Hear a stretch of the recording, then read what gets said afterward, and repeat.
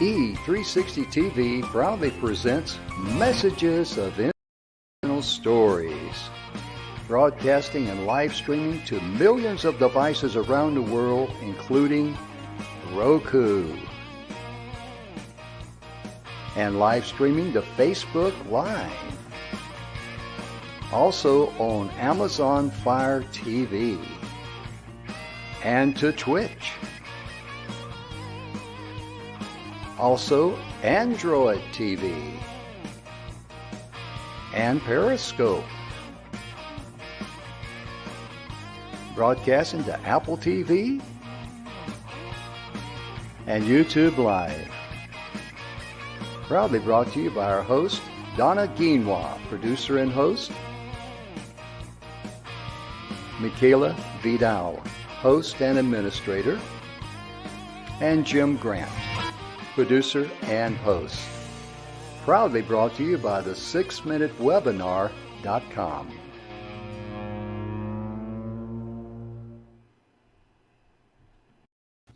Good afternoon and welcome to the Messages of Inspirational Stories. So Mikayla, it's so awesome to have you back. I can't believe that here we are, November 15th, and the month is halfway over. I know. And I thought the year has gone by so fast. Yeah, it's going to go by a little quicker for you. You would think, right? Right? Right. It be faster. Well, we are super excited to be here today. And today we are talking about motivating yourself and others. And we really felt like this was such an important topic. And we are actually going to break it down because how we talk, first of all, how we talk to ourselves matters most, right? Because what we hear inside of our head is truly how our body responds. But in taking that a step further, today we're going to be talking about all the littles in our life. And Mikayla, you've got a little bit of experience with littles in your life right now.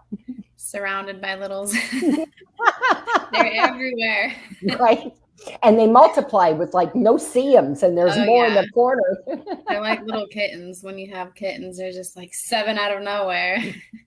Yeah, that's still my life. We have kittens. Actually, we're buying a thyme Christmas tree, kittens. Right? So I can replant it and use the thyme, because there is no way in God's green earth I can put up a regular Christmas tree with those kittens in my house. All over that, climbing it and everything. Oh, they just, go after anything and everything. It looks like fun. It's theirs. So, my children are grown, and I have grandchildren by marriage, and it is so important, Mikayla. Let's dive into that a little bit, and I'd love to hear how you feel about this on the different ages of children and how important it is to start young with really motivating them in everyday things, not just waiting for, the big things like, right, the soccer game or the little league baseball game or whatever, but the little things that they do around the house toward their siblings, etc., or the adults in their life. Yeah, that's really important. I feel like a lot of people, like you said, when it comes to sports, that's kind of like a given, they're being cheered on and everything like that. But the little things are the things that matter the most. That's what they're going to carry on with them when they're older. And, if you can find ways to get them to enjoy those little, things that they're going to have to do in life, that's really important, because as adults, I try to think of it like when my kids don't want to do something, I try to remind myself, we're not always motivated to do anything. I don't like cleaning, but I know as an adult, at the end of the day, when I'm going to sleep in a clean house, I know how it makes me feel compared to, how crazy I feel, stressed out in my head and everything when it's, crazy around the house. So I think it's important to explain that to kids, in their own little way. No kid loves chores. My kids hate chores. They will try to come up with any excuse not to do chores. Oh, absolutely. The excuse of, I'm not good at it. And it's like, I don't expect you to be. But, simple things as making your bed, my kids don't even like to take a shower. Like, I'm just like, we do that for a reason, Right. but it's really important to motivate them, because we have to motivate ourselves. But for us as adults, it's easier to, like we don't always like going to work, but we know if we don't go to work, you're not going to have, water's going to be turned off, electricity's going to be turned off, Right. kids aren't going to eat, you're not going to eat, So as adults, we kind of understand. Kids don't really understand. To them, it's more, mom's making me do this, like, we're like the worst parents in the world, basically, You're right. So to explain it to them and to motivate them, for me, it's the reason why they do it and explaining that reason why to them and help them understand that, when we do these things, this is how we feel when we do them compared to when we aren't doing them and all that good stuff. So that's how I like to see it as a parent. And some days it is hard. Some days I'm just like, just do it or else you're going to be in trouble, but, like we're not all perfect, but most of my days look like that. It's just like, Right. But it is important to motivate them starting from a really, really young age. Honestly, kids are so smart, even when they're like not even able to talk. Like my youngest she just turned 1. She understands what I'm saying. If I tell her not to touch something, she's going to look at me. She may look at me while trying to touch it again, but Right. they understand. So I think it's, really important to start that from a young age because that will carry them on for life. Absolutely. And it's easier to motivate them when it's already like habit and they already know the reason why, so that when they are older, they can think to themselves, well, why do I have to do this? Instead of just be rebellious, I guess. They're all going to be rebellious, but right. It could be controlled a little bit, or, they can be easier to understand things besides just, well, I'm just going to do it, if that makes sense. So it all starts when they're little. I remember when my children were little, they had to rotate chores every month. Every month was a rotation. And, I was a single mom. So doing an allowance was really not in the equation for me. Right. It just wasn't there. But what I did do as my children got older, I sat them down and they're like, well, Mom, preteen, early teen, they're like, well, my friend gets an allowance and blah, blah, blah. And I'm like, okay, here we go. Yeah, right. And I sat them down and I said, look, guys, here's the cold, hard facts. The fact is, I don't have the extra money to give you an allowance. And the other fact, and more important than that, is we all live here. And so we all contribute to the mess in the house. Right. And at the same, on the flip side, we contribute to the cleanness on the house. I like so that. It's not fair for just one person to do everything. Right. Is it? And they're like, no, it's not. And I said, so here's the deal. I can't give you an allowance weekly, but what I will do is give me heads up when you want to go out with your friends, go to a movie, want to go out and get a bite to eat, you want to go shopping, and I'll make sure that there's money there for you. Right. And so that worked well for me. It's different, of course, for everybody, but that's what worked well for me. And I know now that my children are, all in their almost mid-20s on up to almost 30. I know, right? My oldest will be 29. That they appreciate now the fact that I taught them how to clean and clean properly, right? Because there's, it's okay. Life is crazy. Life is busy. And at least in my world, there is never going to be such a thing as a perfect surface. Right. Right. It's just, especially when you've got really young ones, but you come home, you've got mail, you look through the important bills and you get to it later and it's there on the counter. To me, that's a non-issue. What is an issue for me and always has been is having a clean house. It doesn't have to be perfect. It doesn't mean that once you clean that floor, that sucker's not going to get dirty in about 5 minutes. Right. Do not walk on this floor. Right. Give me 5 minutes of cleanness and I'll be happy. But, I also started with my children. I figured that when they were old enough, and I'm talking little, to pull toys, I didn't use a toy bin or a toy chest because I didn't want the lid to come down on their little fingers or their arms. So I got those huge, I don't even know if they sell them anymore, but they were huge buckets. They were plastic buckets and they had the rope handles on the sides. And I used those, and that's what their toys went in. And so my thought was if they were old enough to crawl over there and pull the stuff out, they're old enough to put it back. Put it back in. Yep. And so, they didn't like it. I remember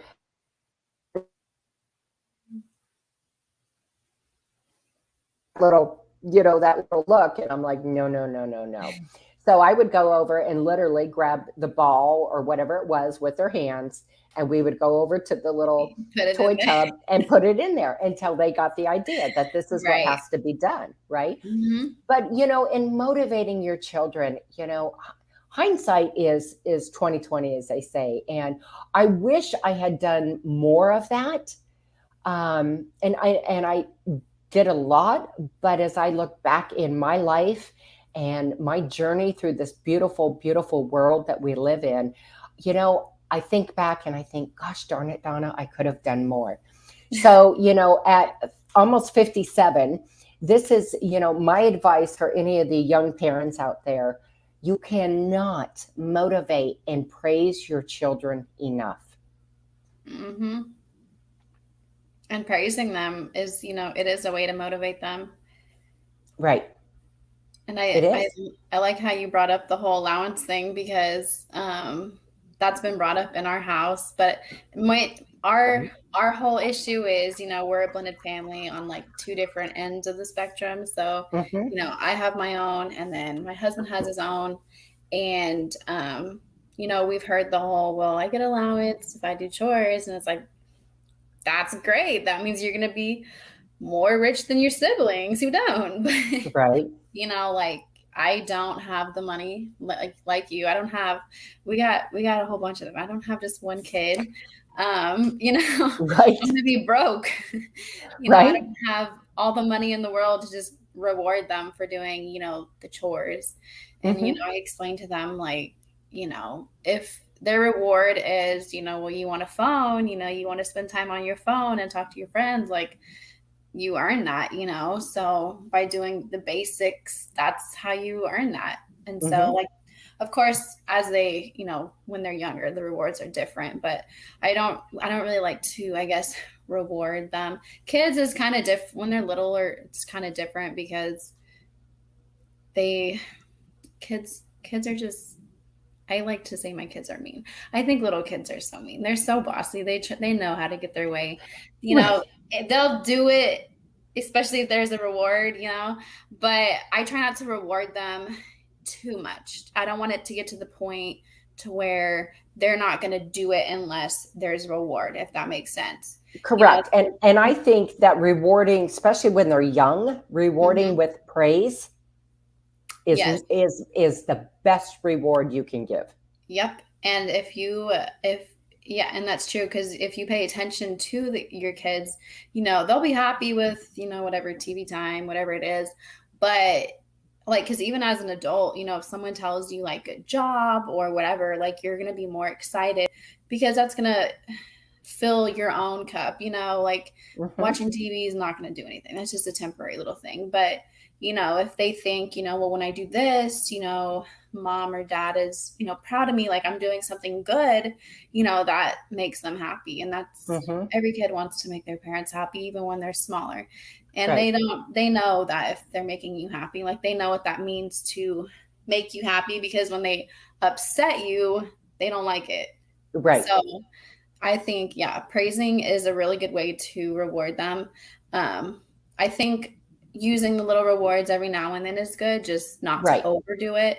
Exactly. So it's not becoming I'm not going to do this because I don't have a reward for it, basically. Right. Well, and, and my thought is that one of the beautiful ways I think to reward children, not like 2-year-olds or 3-year-olds, but as they're older and they can read, and is identifying what each one of them likes. So if you have an older child that loves to read, then you can create a special little area that they can go and not be bothered by anybody, whether it's in your bedroom, laying on your bed, mom and dad's room, right? That they can lay in there and have an hour to read or someplace to go color, and that they get that special reward of those things that they like, because you were then instilling in them what they already love, right? You're helping that grow and blossom, and you can, it's not per se monetary reward, right? It's something that they love to do to begin with, but they just get some extra special time in which to do it. Right. You're going around it and they don't even realize it. But yeah, finding their passions is a really good way to motivate them, because there's different ways you can motivate, your kids. You can motivate them, when they're little and it comes to learning. Like my kids don't like to learn. When it comes to sitting down, they cannot sit. They're not learning, like school, they learn and they have workbooks and all that. They can't do that. My kids cannot do that. But like one of my kids, she loves like horses. So, if we're practicing counting, like we'll take little horses and we'll count them. Like finding what they like and what they enjoy is a lot of help when it comes to motivating them, because there's, like I said, be motivating them to, like when they get older, to stay true to themselves and all that good stuff. Absolutely. Absolutely. So, and Mikayla, you have 3 kids? Six and a third. 6 and a third. There we go. However that would work.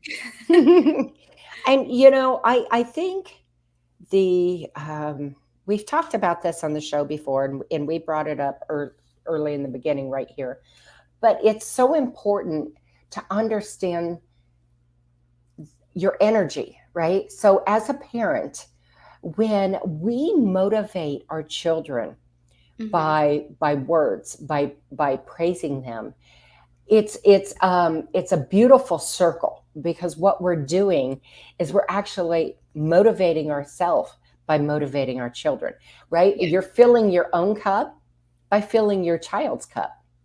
That's true. And there's so many things out there that are awesome. We have a couple quotes that we wanted to read that I just thought were just awesome. This one is, I love this. Of course, this would be for an older child, but don't let what you can't do stop you from doing what you can do, right? Because I know at 7, 8 years of age, oh boy, that can be a tricky age, right? Yeah. Yeah, it can be, I can't do this, Mom. I can't do this, even at 6 years old. And explaining that, it's just, maybe you just got to learn or be a little more patient with yourself.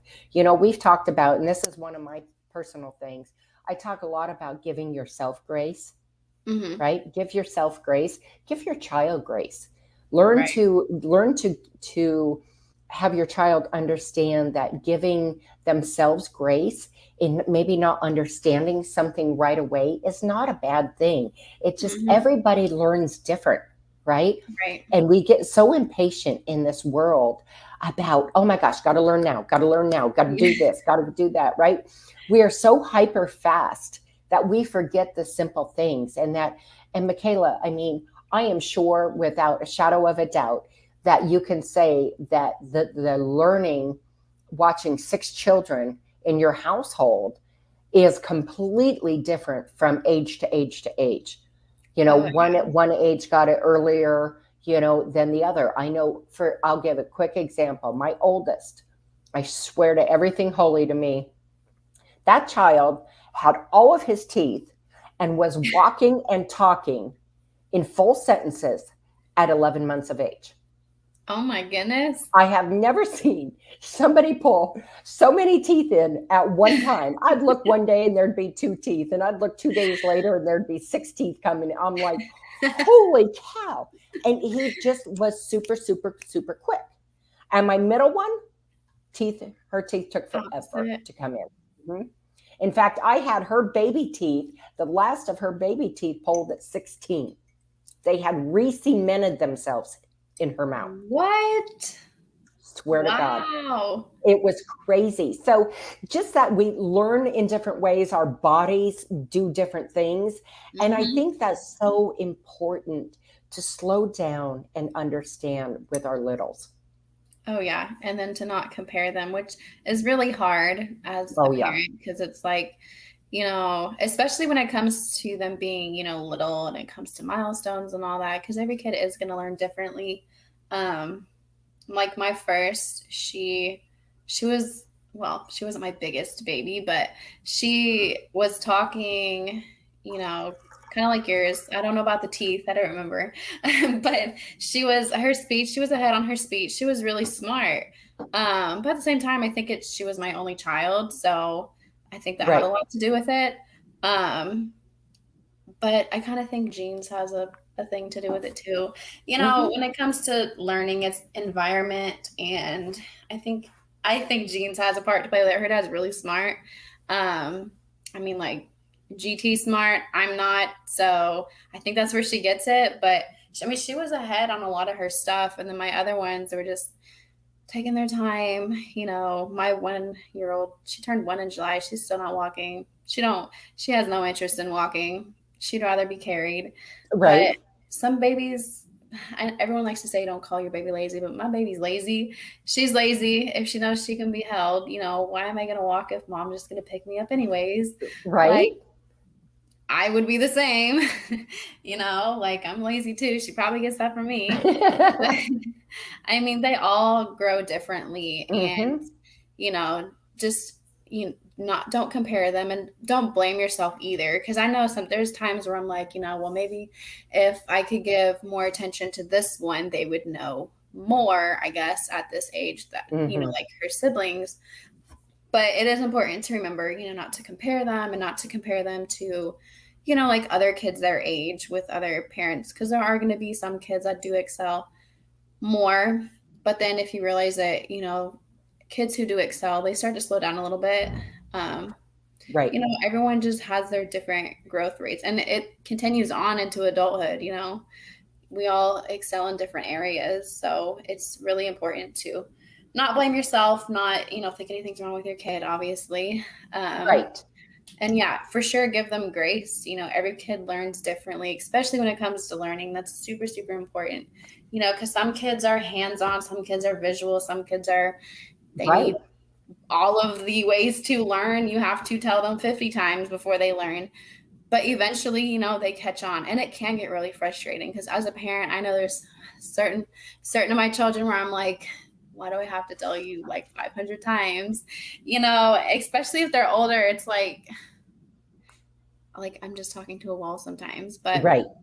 it is because, as adults, especially when you work with like other adults, there's some, they don't always listen either. So, and as adults, we're not perfect, and I can't stress enough, about the whole give them grace, because I listened to a video the other day, and it was so true. And I never like really thought about it, because I get onto my kids. Like if they're not listening to me, I'll raise my voice at them, I'll admit it.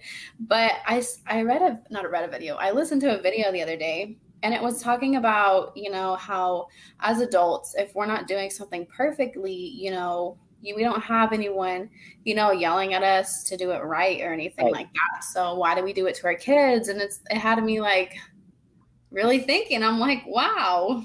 Well, when you put it that way, like now I feel bad. Right. And you brought up a really great point. And if I could interject for just a second. Yeah. When children aren't listening to us, and again, hindsight is so 2020. I think when they're older, the best way to do that is to sit down and explain to them, you're not listening to mommy right now, and that's really disrespectful. Right. And then say, how would you like it if you wanted my attention, needed me to do something for you, and I totally ignored you? Right. And that works more. Right. And Because you're getting them to understand where they're at and how it's coming in to perceiving into you. Right. Yeah, I think that's important, and it works.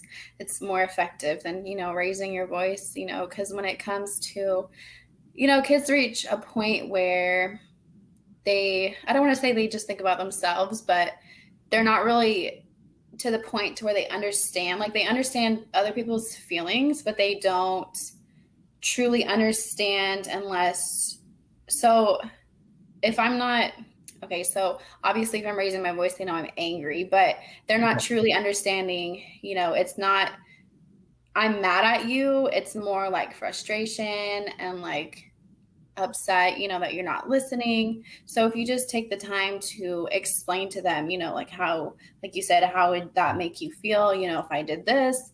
Because we all know our kids, if you don't hear them the first time, they're going to repeat themselves, and Right. then they're going to be upset if you don't respond to them.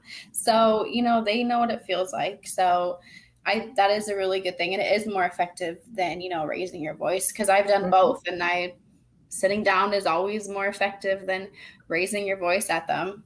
Always. Right. We just as humans tend to tune out the negative, right? Mm-hmm. And that's what, raising our voice does. And of course there are times you have to raise your voice, Right. if they're in imminent danger, that kind of Right. thing. If they're, a sibling fight.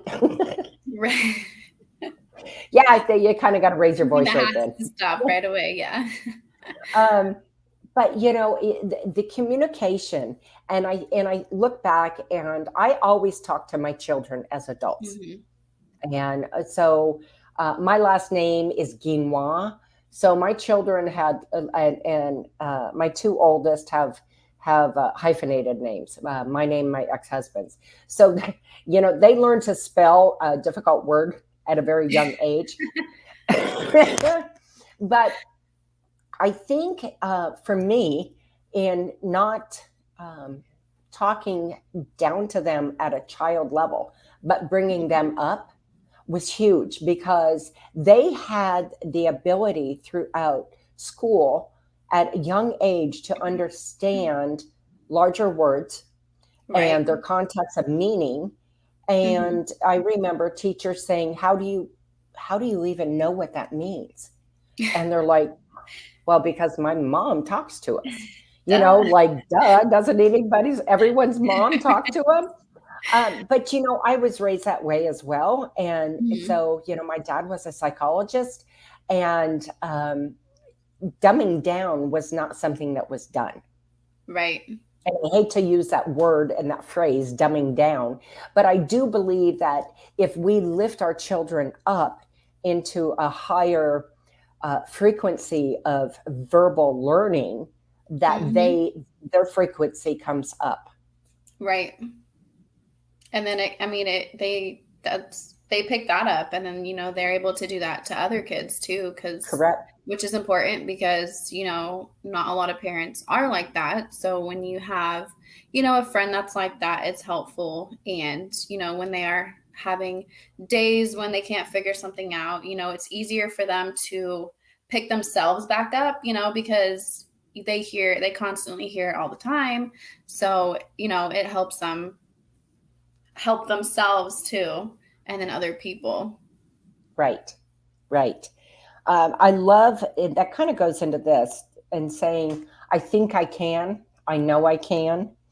Everything that you do or don't do comes down to confidence, and Mm-hmm. always believe in yourself, even when it's not easy. And that ties so much into the younger littles when they Oh can't yeah. get something right, and say, you know what, you can do it. You just Mm-hmm. didn't get it this first time or the second time. I remember my children having a difficult time um, writing out a paper, and because I was pretty powerfully in tune to them learning to write the proper way, I would make them rewrite it for homework 6 times until they got it right. And you know what, though, that they then understood, okay, this is the punctuation difference. And then I'd go over it with them. I wouldn't just say rewrite it and not go over it with Right. them. You Right. have to know that you can do this. Mm-hmm. And I would explain where they were at. And so when they got done, although they were exasperated up until that last paper, right? But then you could They see them still be got so it. right. They were so proud that they Mm-hmm. understood and that they got there. And they're like, oh, I see it now, Mom. And I would hold up, say that first one that they did, and then the last one, and say, do you see the difference? And they're like, Right. oh, Mommy, that makes sense. I get it now.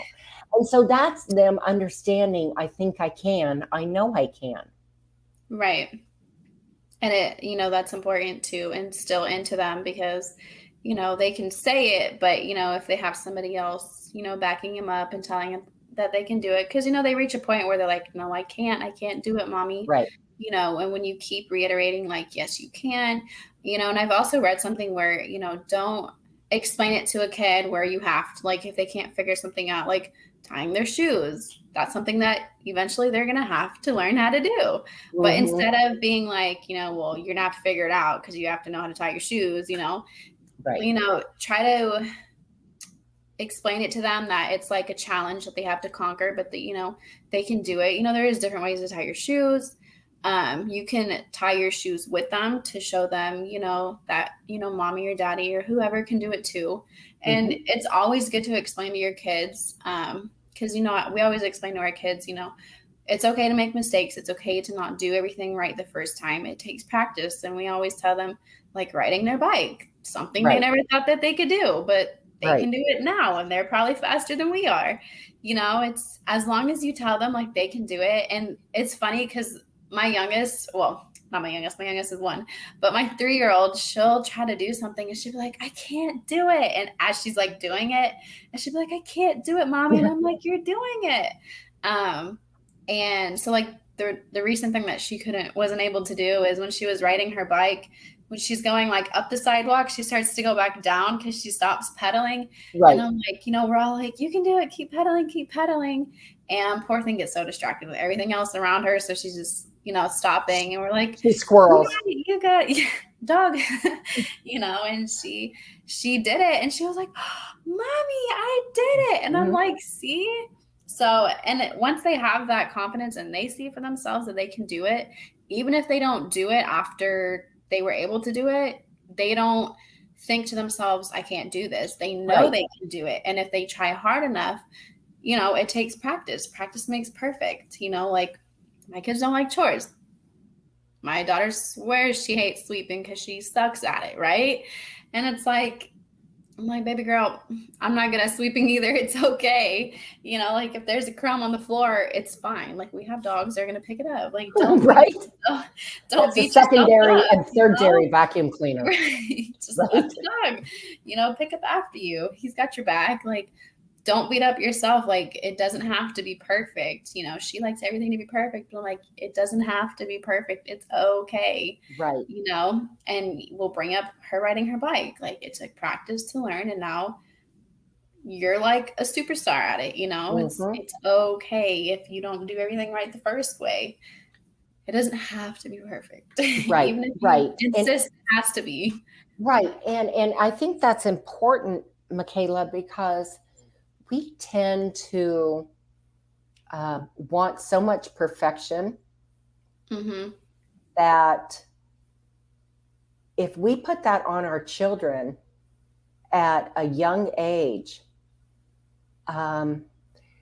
it can, in my opinion, it can be a detriment as they grow and learn harder things, because then they're not getting it right the first time and they automatically in their head say, I'm failing. Yeah. And it's really unmotivating to them. Correct. It's counterproductive. Right. It is completely counterproductive. So understanding that, there is no perfection, we live our entire life trying to be better at something, trying to do more at something. But, it's just okay, the fact that they're trying. Right. And that's all they're you can doing ask. it. That's all you can ask. And I won't even lie. Like my kids are awful with their chores. And when they go to sleep, I fix it. But they don't need to know. Right. So it's something fun for them. Like, my 3 and 4-year-old help do the chores. I mean, wiping the table, but see, they're little. They love to sweep. Like my Right. 3-year-old will just walk around the house with the broom. You have to say clear because she will like slap you in the face with the broomstick without even realizing it. But like, Right. she loves to sweep, and if you don't let her sweep, she will yell at you. Like, they love And to help. right. And so, there's a perfect example right there. Your 3-year-old loves to sweep. So you can go to probably the dollar store or Walmart and get Hmm. one of those shorter brooms that's Right. easier for her to handle. And she Which can is just so sweep away. funny. It's so funny that you bring that up because they so we got this little catalog for Christmas in the mail, this toy catalog, right? Mhm. And there's this little broom set for kids, and it comes with a little mop and a little broom, and that's what they asked for. Oh, I'm I like, love it. it's like, out of all these toys, you want that? It's just like, ah. It's like, Oh, that is okay. priceless. That is priceless. It's so funny, That but is awesome, though.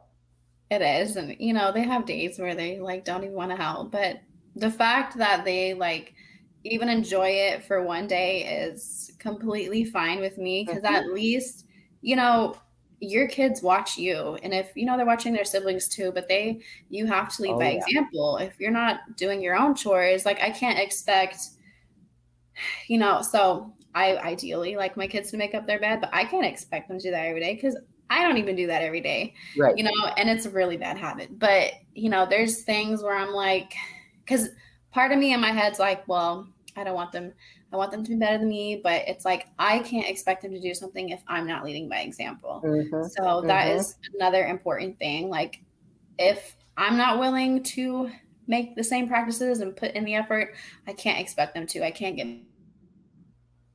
Absolutely. Absolutely. So definitely leading by example is another way that you can motivate your kids, especially when they're smaller, because that's how they learn a lot of ways, is Hmm. by showing them. And really, it's not even having to be like, okay, sit down and watch mommy make the bed. Like, they'll jump in. Like, if I actually do make my bed, like, they're helping me. They know how Right. to make a bed, So a lot of the times you don't even have to directly teach them, like, this is what we do. Like, they just know how to do it by looking at you. The By same way, osmosis. yeah, the same way that when they sit and they watch a show, like, they probably end up knowing the show word for word. Like, they pay Mhm. attention. So Right. that's like the biggest way that you can teach your kids without even realizing it.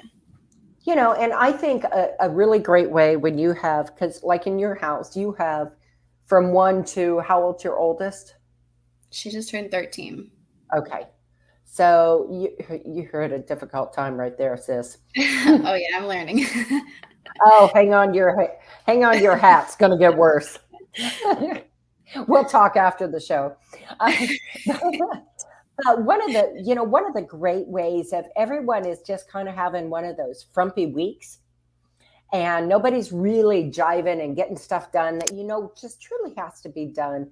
One Mhm. of the things I would always try and do when my kids were little is say, okay, if everybody helps and pitches in for an entire week, let's get together and everyone, let's decide what we're going to have, and you guys can all help me make part of it, and let's have a big picnic. If it's cold outside, just do a picnic down in the family room or the living room, Right. and have a big picnic and just have some fun.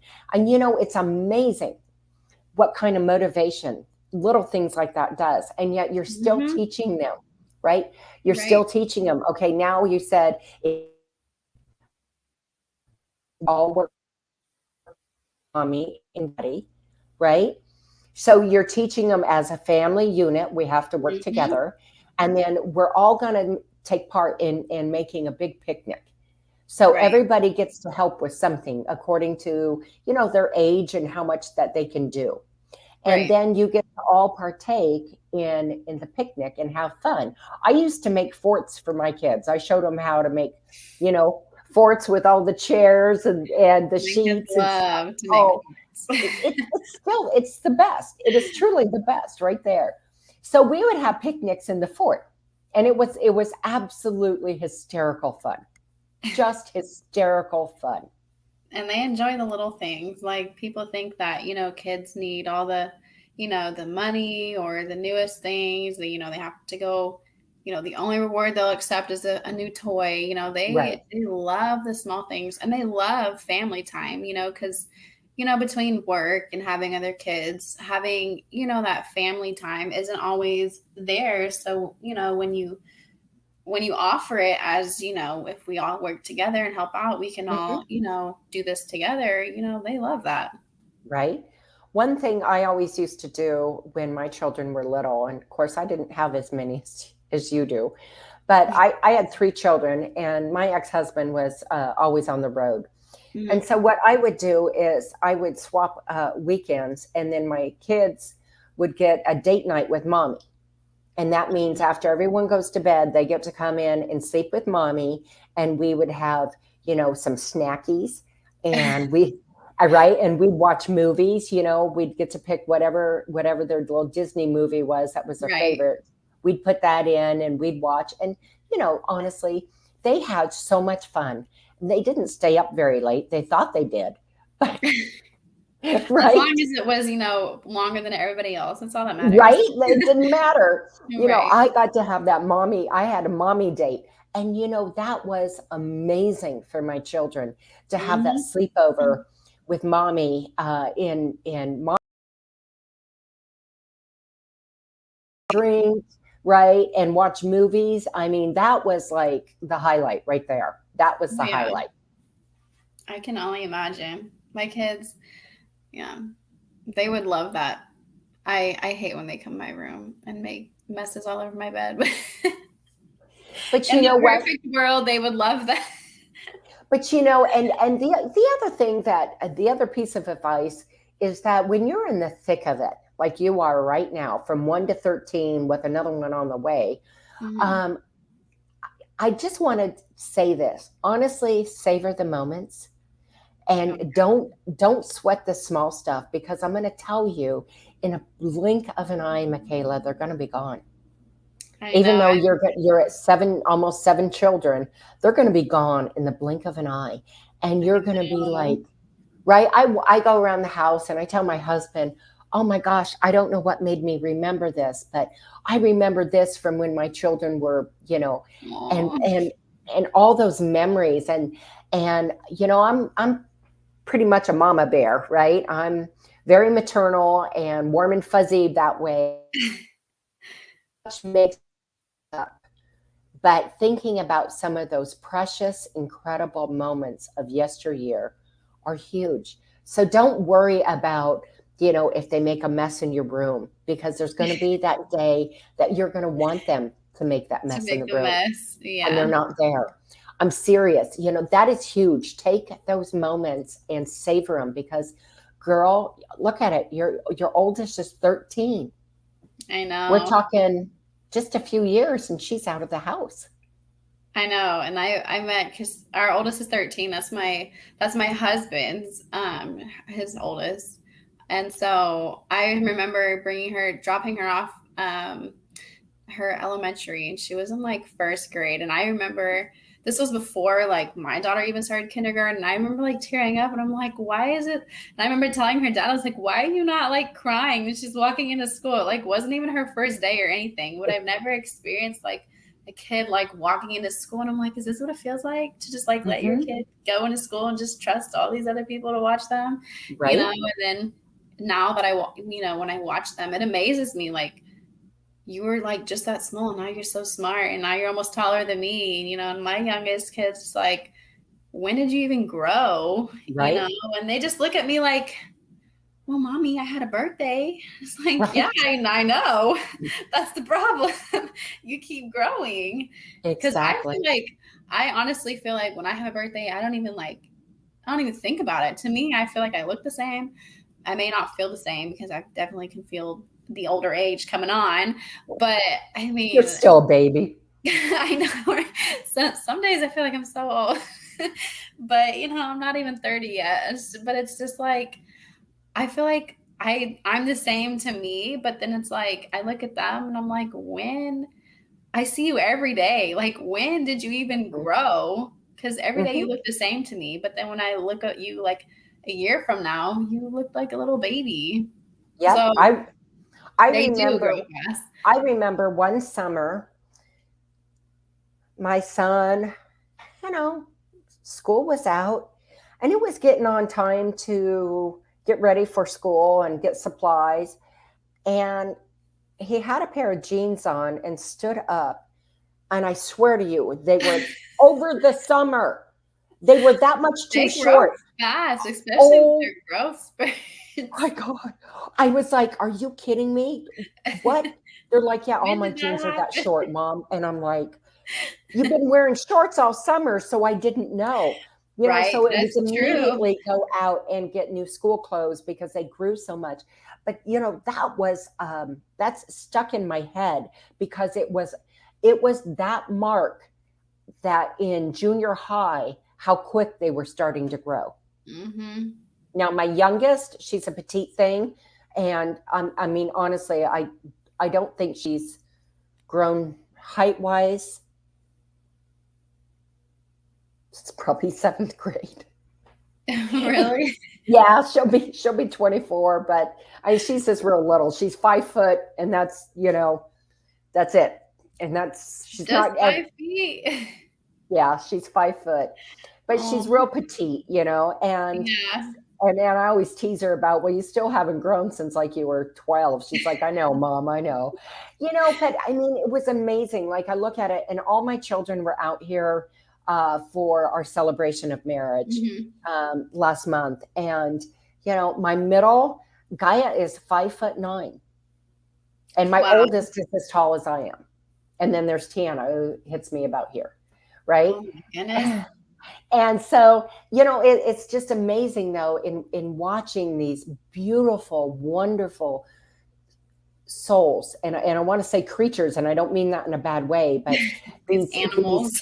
Right. These beautiful people that I brought into this world and molded. And they all have their own lives and they're all doing their own things. And so that's what I mean.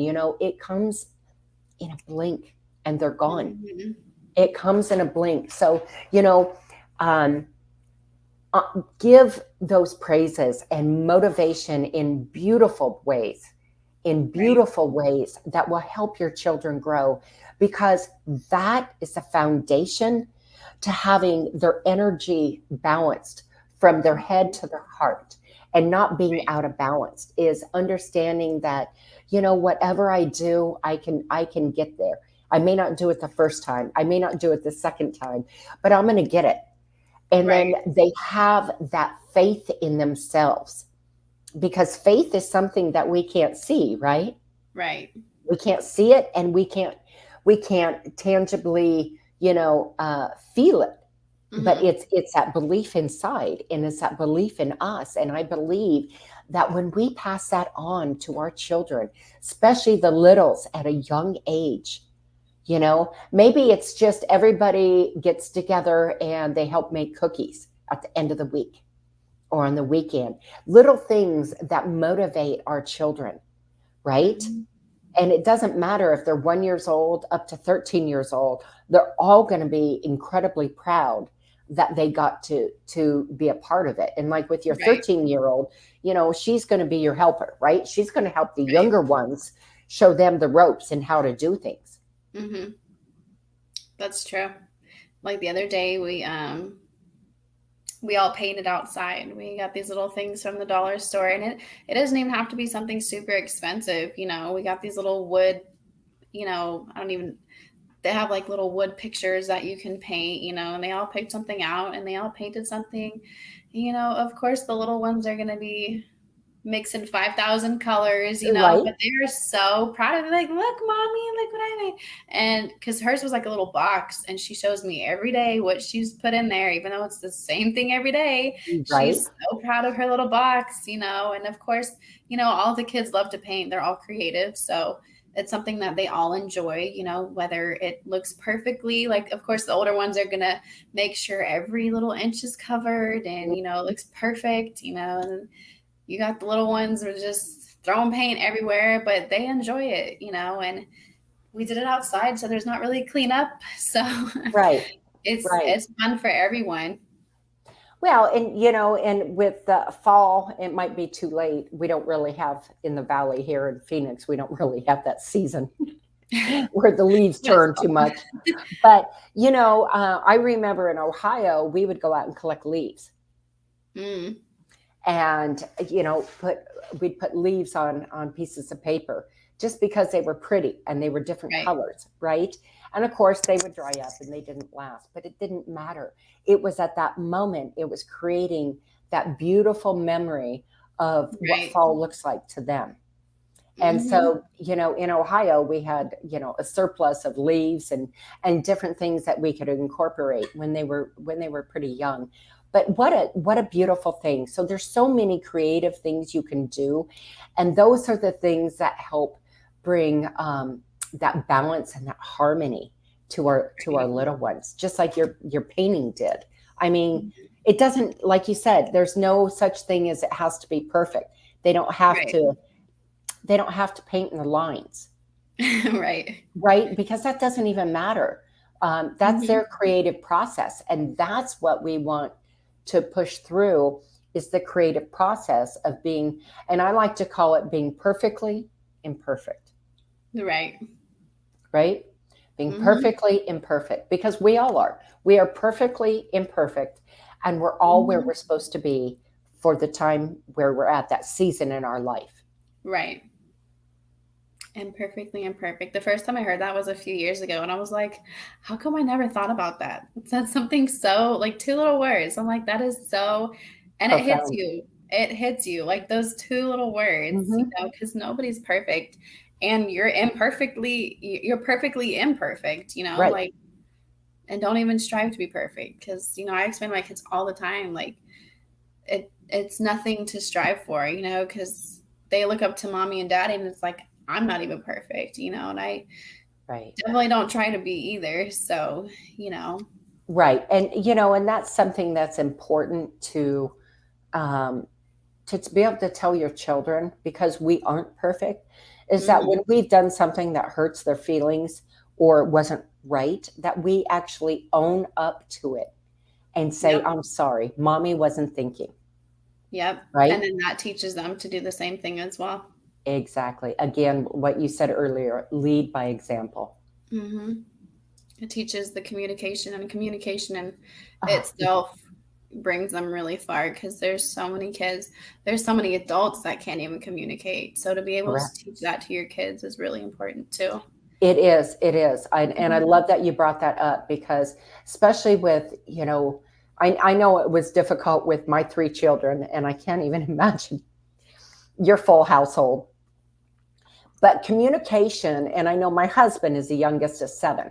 So, we've talked a lot about that, and how communication was everything, and his dad had a major chore chart, and he was military, which, before I forget, we want to thank all the veterans, past, present, and Mhm. future, today, being veteran, or last week. We want to thank all the veterans for their service. Since we didn't get to do that last week, we want to make sure we put that in there this week. But anyway, that having that balance in our life with our children, and teaching them, the other thing is helping each other, Working helping together each as a other. team. Yeah. Hmm. Yep. And maybe set a timeline. You've got a little. This is how much time it should take you to get this done. hmm I like that. I know in our house, because kids are really competitive too. And they're bossy. My kids are bossy. So if when it does come to their chores, they'll be like, "You missed a spot. Right. You missed a spot right there," and it's like, okay, it's good. We tell them, like, help each other out. Be each other's, like, not critique each other, but if someone, isn't doing anything, like, if there's like a big old crumb on the floor or something, just be like, hey, you missed a spot. Like, don't be bossy. You're not their boss. You're not their parent. Help them out. And if they still don't see it, like, go and help them. Don't Right. just, you know, you're not their manager. You're not gonna, no, you still got it, because they're not going to listen to you at that point. Right. You're not my mom, so, we stress, helping each other out in the sense of, communicating first. And if they still don't understand, actually helping them out, so working together. It's important to, teach them to do it themselves so that they do learn, but then also working together as, if someone's struggling and you can do it, help them out in that sense, show them how they can do better, or show them, a different way to do it, because there's more than one way to do things. Right. Exactly. So that's, working together is super important, because you're going to have to work together with other people no matter where you are. The rest of your life. Yeah. And a lot of people don't like working together. Right. So, and some of my kids, my 3-year-old she does not like to get help. She's determined to do it herself. If you try to help her, she's like, no, and with her, she's 3.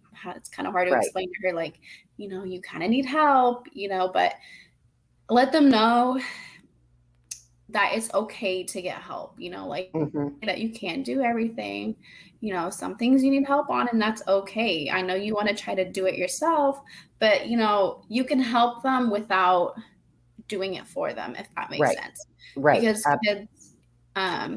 kids want to learn, like that they're doing it themselves. Exactly. Or not learn, but think that they're doing it themselves. Absolutely. Absolutely. And, we're going to talk a little more in tomorrow's show about helping and having chore partners as our different ages in our children, and different ways to express with the middle-aged children, how to lift each other up, right? And how to help each other grow and give each other grace. Okay, I have way too much glare on the screen with my glasses. But we will be back tomorrow. We are out of time, Mikayla. We want to thank each and every one of you who have taken the time to be with us today, whatever platform it is you're watching us from. We appreciate each and every one of you. And we wish for you, whether it's morning or night, that your day, your night is filled with much love and joy and family health. And we will see you tomorrow. Thanks, folks. Thanks. Bye.